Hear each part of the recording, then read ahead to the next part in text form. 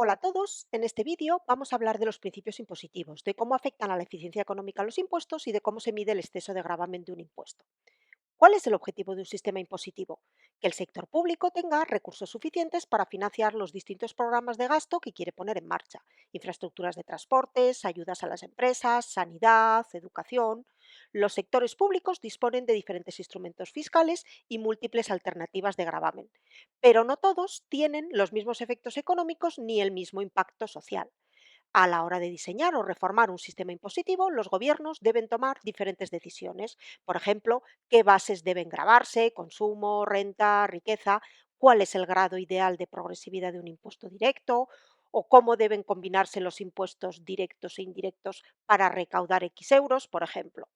Para la economía pública, los criterios básicos que debería cumplir un sistema impositivo óptimo son eficiencia, equidad, simplicidad y suficiencia.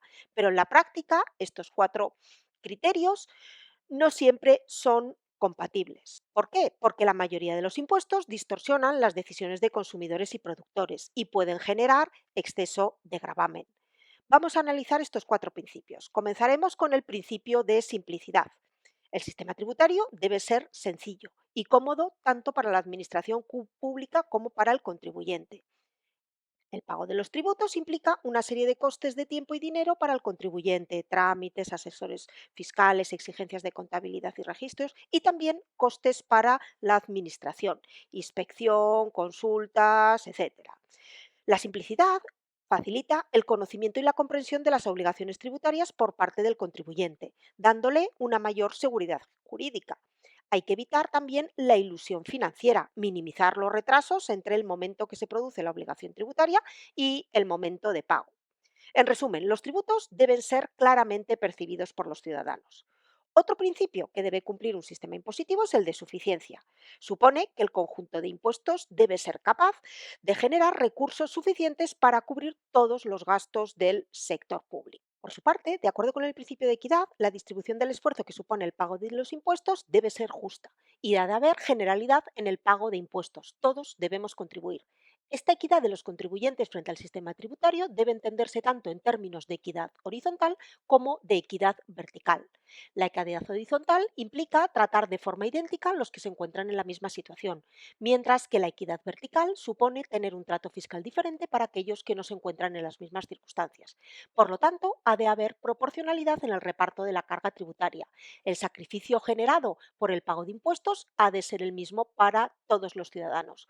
Por ello, si el sistema tributario ha de ser sensible a las diferencias personales, preferirá la imposición directa a la indirecta y los tributos personales a los reales. El cumplimiento del principio de equidad admite dos posibilidades en el diseño de los impuestos: principio de beneficio y principio de capacidad de pago. El principio de beneficio considera que los individuos deben contribuir a los gastos públicos en proporción a los beneficios que obtienen del sector público, como pago a los servicios públicos recibidos. Criterio seguido en tasas y contribuciones especiales, pero no en impuestos. ¿Qué problema puede haber con el principio de beneficio? Pues que no siempre es posible determinar el beneficio personal de la acción del sector público. Además, el uso de este principio de beneficio podría derivar en perjuicio de las políticas redistributivas.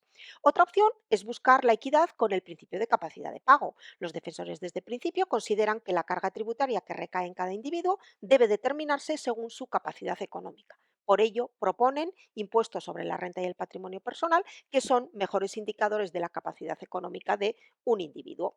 El principio de equidad y la generalidad en el pago de impuestos hace más relevante considerar el fenómeno de fraude fiscal, que es el más grave incumplimiento del principio de equidad de un sistema tributario.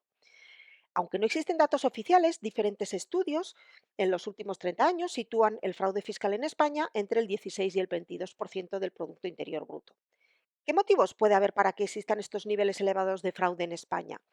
Pues la falta de concienciación fiscal: quiero beneficiarme del gasto pero no pagar por su coste; o bien razones culturales o incluso políticas, porque el nivel de fraude depende también del grado de control que se ejerza sobre las bases imponibles declaradas, la probabilidad de ser descubierto o incluso las sanciones derivadas. Los datos de fraude fiscal y economía sumergida en España son altos o bajos en relación con nuestros socios europeos. Un informe del Parlamento Europeo situaba la economía sumergida en España en el año 2022 cercana a la media de la Unión Europea, con un 16% del PIB, mientras que los países con economía sumergida menor son Suiza, Austria o Holanda. Además, decir que el fraude fiscal no se distribuye homogéneamente entre los diferentes sectores productivos de una economía, sino que algunos sectores tienen economías sumergidas consistentemente más grandes en todos los países, como se ve en el gráfico, mientras en construcción el fraude casi alcanza el 35%, en sectores como el sanitario, los servicios financieros, la electricidad o la minería no se detecta. Tras analizar los principios de simplicidad, suficiencia y equidad, nos detenemos en el principio de eficiencia o neutralidad sobre la actividad económica. Los impuestos deben alterar lo menos posible las decisiones de los agentes económicos. La mayor o menor eficiencia indica hasta qué punto un impuesto interfiere o no en el proceso de libre elección de los contribuyentes. Un impuesto puede forzar a los agentes económicos a tomar decisiones inadecuadas desde el punto de vista de la asignación de recursos.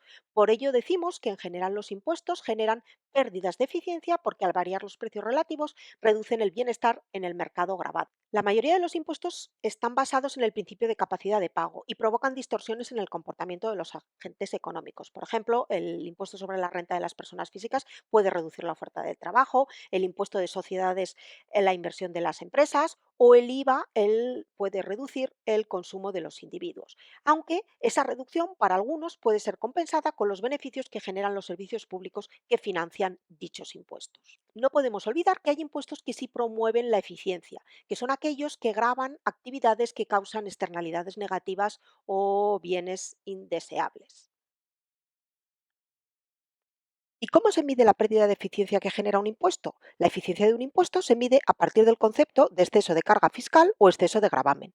Un impuesto es más eficiente cuanto menor sea el exceso de gravamen que genera. ¿Y qué es eso del exceso de gravamen? El exceso de gravamen es la pérdida de bienestar total que genera el impuesto si la modificación en el comportamiento del consumidor y productor y la pérdida de bienestar producida por la disminución de la renta disponible es superior a la recaudación generada por el impuesto. ¿Cómo se refleja el exceso de gravamen gráficamente en un mercado con oferta totalmente elástica? Si a partir de un equilibrio de mercado inicial, como el reflejado por el punto A, se establece un impuesto sobre la oferta con un tipo impositivo T sobre el precio, se desplaza la oferta y se genera un nuevo equilibrio de mercado. Un punto B con una cantidad intercambiada menor y un precio de equilibrio mayor. Para calcular el exceso de gravamen tenemos que restar a la pérdida de excedente económico causada por el impuesto la recaudación impositiva. El excedente económico sabemos que es el excedente del consumidor más el excedente del productor. En este ejemplo, con una oferta totalmente elástica, el excedente del productor es cero tanto antes como después de establecer el impuesto. Sin embargo, el excedente del consumidor sí que ha variado porque el comprador con la misma demanda tiene que pagar más precio. Antes del impuesto, el excedente del consumidor sería la diferencia entre lo que está dispuesto a pagar y lo que realmente paga. El área P1SA que hemos sombreado en naranja. Y tras el impuesto, el excedente del consumidor se reduce al triángulo rectángulo azul, marcado por los puntos PDSB. Por lo tanto, la pérdida de excedente del consumidor sería el área P1PDBA. Como la recaudación del gobierno es el impuesto por la cantidad vendida, es decir, el rectángulo P1PDBC, podemos decir que el exceso de gravamen es el triángulo rectángulo ABC. El exceso de gravamen, en este ejemplo con oferta totalmente elástica, sería el área del triángulo rectángulo, es decir, la variación de la cantidad por el impuesto dividido por 2.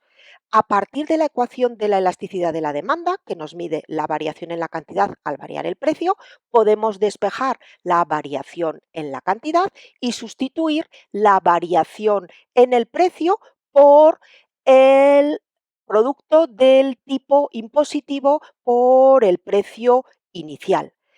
Trasladamos esa variación de la cantidad a la ecuación del exceso de gravamen y obtenemos que el exceso de gravamen con una oferta elástica depende de la elasticidad de la demanda, del tipo impositivo y del gasto total en el bien o servicio gravado. Por lo que podemos decir que el exceso de gravamen será mayor cuanto mayor sea la elasticidad de la demanda, cuanto mayor sea el tipo impositivo y cuanto mayor sea el gasto inicial en el mercado gravado. Apliquémoslo a un ejemplo. El gasto de los consumidores españoles en azúcar es de 250 millones de euros. Dado el incremento de la obesidad en niños, el Gobierno está estudiando la posibilidad de establecer un impuesto indirecto sobre el consumo de azúcar con un tipo impositivo del 15%. ¿Qué exceso de gravamen se produciría al establecer este impuesto si la elasticidad de la demanda de azúcar respecto al precio es de 0,9 y la oferta es perfectamente elástica? Tendríamos que aplicar la fórmula vista y introducir los datos que nos marca el enunciado. Un tipo impositivo de 0,15, un gasto inicial de 250 y una elasticidad de la demanda de 0,9. Por lo tanto, obtendríamos que la pérdida irrecuperable de eficiencia o pérdida de bienestar social es de 5,1 millones de euros. Y en un mercado con elasticidades de la demanda no extremas, ¿cómo representaríamos gráficamente el exceso de gravamen de un impuesto? Si a partir de un equilibrio como el punto A se establece un impuesto, tendríamos una menor oferta y un nuevo punto de equilibrio, el B, donde se intercambia menor cantidad, una cantidad 2, y a un precio mayor. El excedente de mercado antes del impuesto sería la suma del excedente del consumidor y el excedente del productor. Por lo tanto, tras el establecimiento del impuesto, se ha reducido tanto el excedente del productor como el excedente del consumidor. Para calcular el exceso de gravamen a partir de la pérdida de excedente económico del mercado, tenemos que restarle los ingresos del gobierno porque van a volver a los contribuyentes en forma de mayor gasto.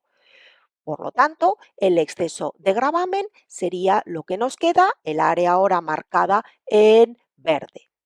Como acabamos de ver, el objetivo de un sistema impositivo es recaudar lo suficiente para que el sector público obtenga sus ingresos sin que esto afecte demasiado a los ciudadanos, evitando pérdidas de eficiencia.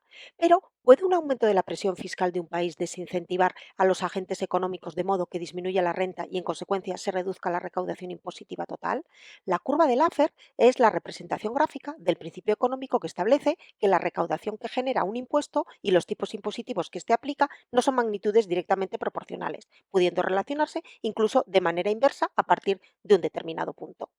La curva de Laffer, por tanto, tiene un punto de recaudación máxima y a cada uno de sus lados dos zonas. Una zona definida como normal, en la que al aumentar los tipos impositivos se incrementa la recaudación, y otra denominada prohibida, en la que una subida del tipo genera pérdidas de recaudación y eficiencia, porque puede desalentarse la actividad económica, el esfuerzo laboral e incitar tanto a la economía sumergida como a las evasiones y elusiones fiscales. La curva de Laffer, por tanto, indica la existencia de zonas de sobreimposición, aunque tiene sus limitaciones y genera ciertas controversias, porque implica poner límites a la imposición, lo que podría afectar al gasto público. Por ello, hay quien la considera un instrumento de austeridad presupuestaria. Además, la reducción entre los tipos impositivos y el aumento de recaudación no es inmediata. Entre una rebaja fiscal y el crecimiento de la economía hay un lapso de tiempo que puede ser más o menos grande en función de cómo se modifiquen los comportamientos de los agentes económicos. En ese lapso de tiempo puede haber consecuencias negativas en los ingresos, en el gasto público o incluso en el incremento de la deuda pública.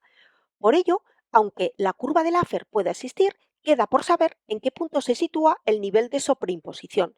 Si es el 50%, es interesante conocer el punto de recaudación máxima, pero no si es el 75%.